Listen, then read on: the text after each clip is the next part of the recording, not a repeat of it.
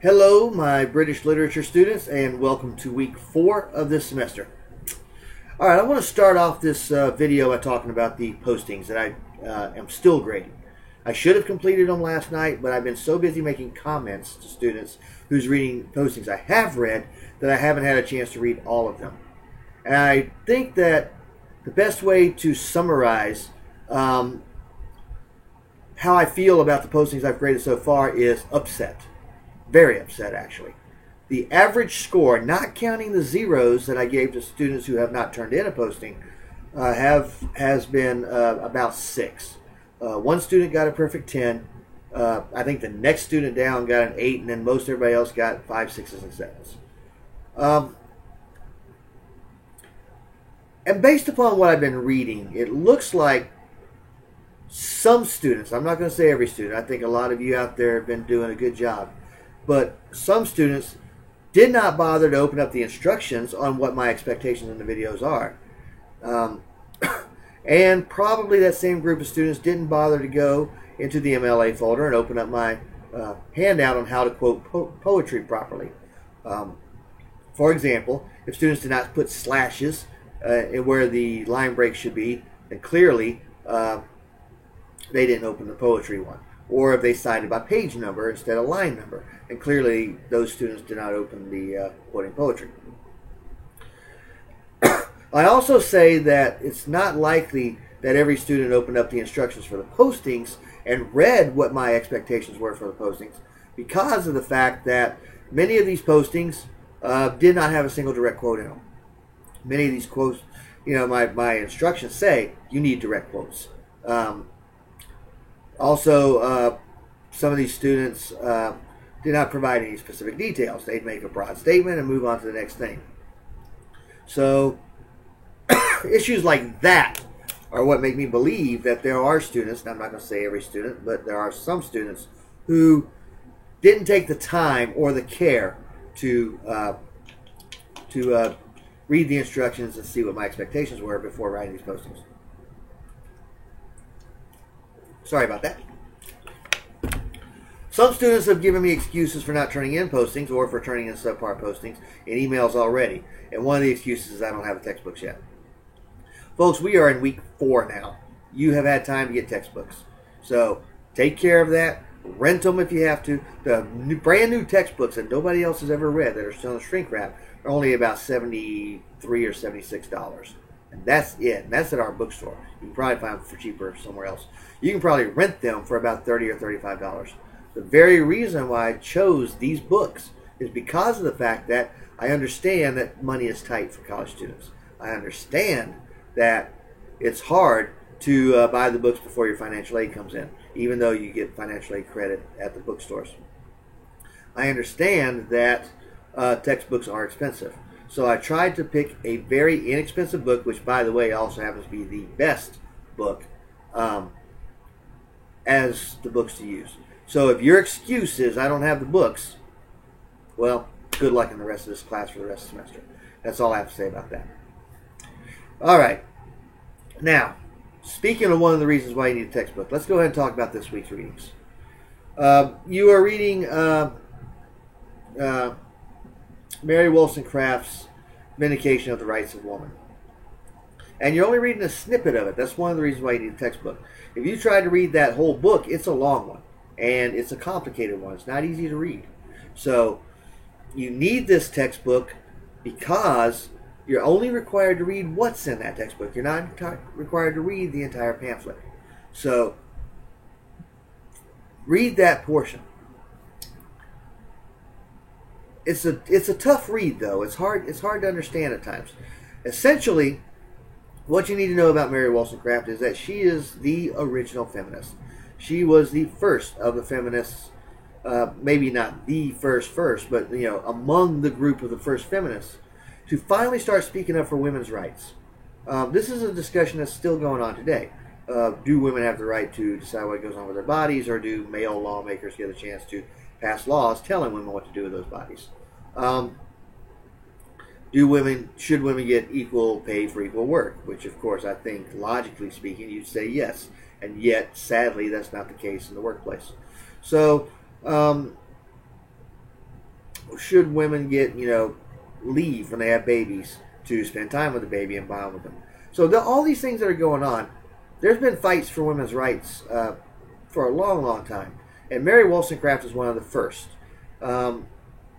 So what I would suggest in order to make this reading easier to understand, because again, I'll confess, it is a difficult read. It's hard to understand at times, is to open up my little slideshow, go into the PowerPoint slideshows, and open up that Mary Wollstonecraft slideshow, and follow along with that as you read your textbook.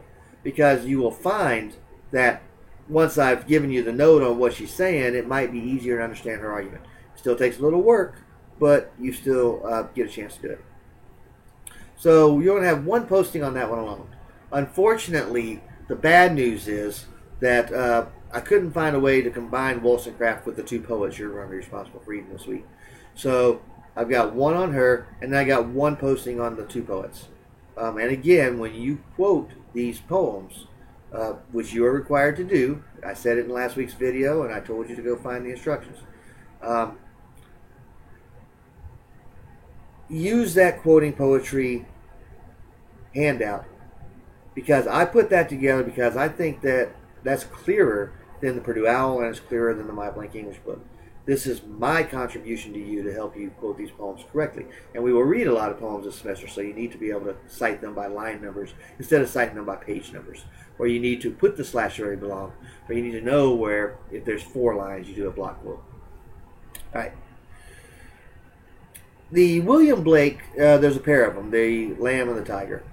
And the thing to remember about that, and your PowerPoint slideshow on Blake should tell you this, is that Lamb comes from Songs of Innocence, and Tiger is the flip side of that Lamb poem, and it comes from Songs of Experience. Blake released these two books about 5 years apart. And it's interesting to see how God is not only the creator of the gentle lamb, which eats grass and which is soft and furry and cuddly and provides wool for our clothing and things like that, is the same God who created the tiger, which is a fierce, ferocious, not very cuddly kitty at all. I mean, it's a muscle-bound hunter is what it is. And it kills in order to survive. And how is it that the same God can create a gentle creature and a hunter? Blake, I think, would argue that it's all a part of his grand plan, and that both animals are necessary for that plan. Do not fall into the trap of calling the tiger evil. If you do, you will get points knocked off for that on your posting. Blake is not saying the tigers are evil. He's just saying that they're ferocious and that they were created by the same God. So bear in mind that they are two sides of the same coin, complete opposites, and came from two separate books.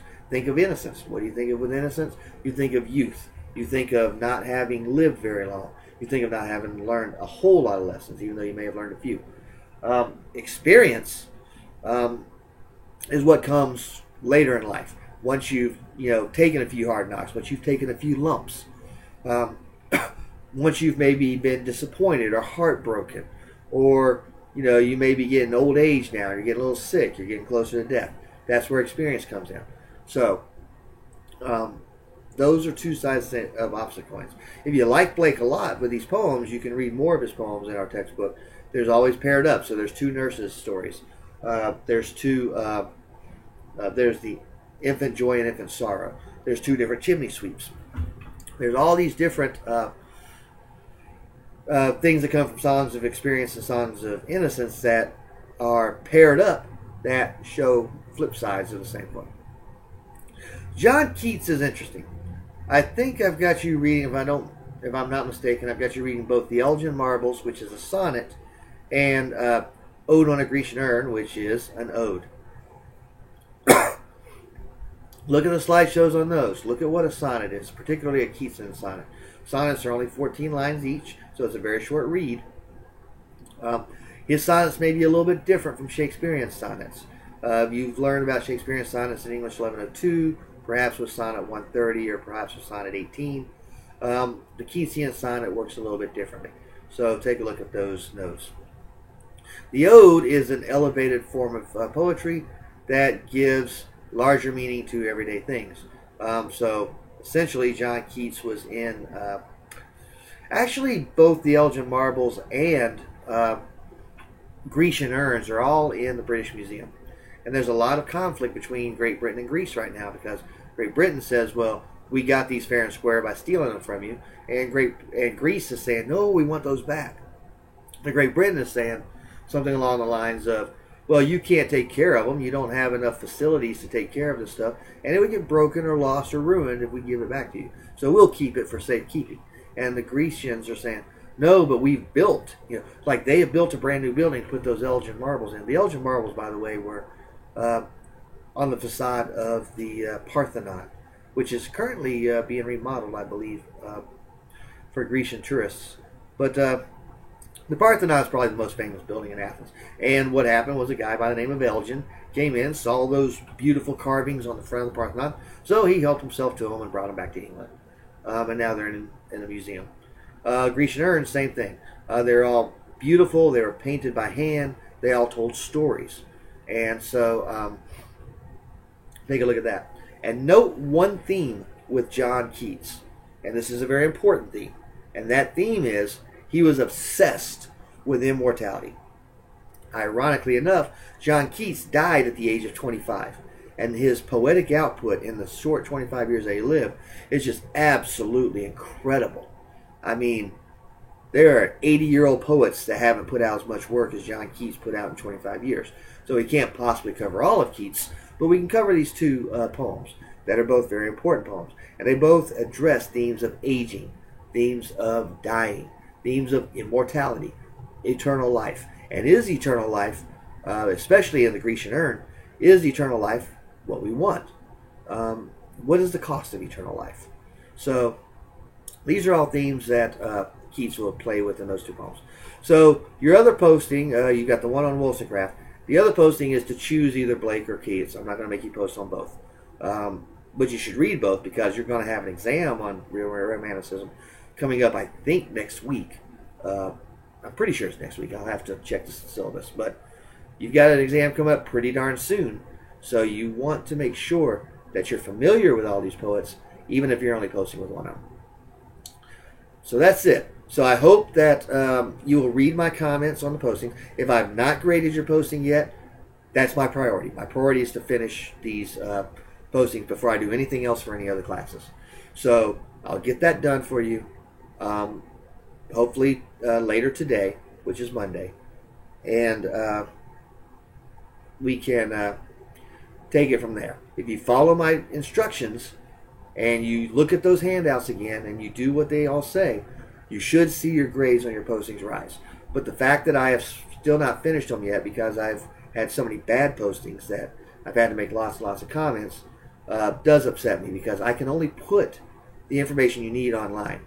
It's up to the students to pull that information up and actually use it to turn in a better quality of work that will take me less time to grade, because an A posting takes me almost no time at all to grade, whereas a D posting or an F posting takes me much longer. So that's all I got. Have a good week. I really hope you enjoy Wollstonecraft, and I also really hope you enjoy Blake and Keats, and that everything will improve from this point forward.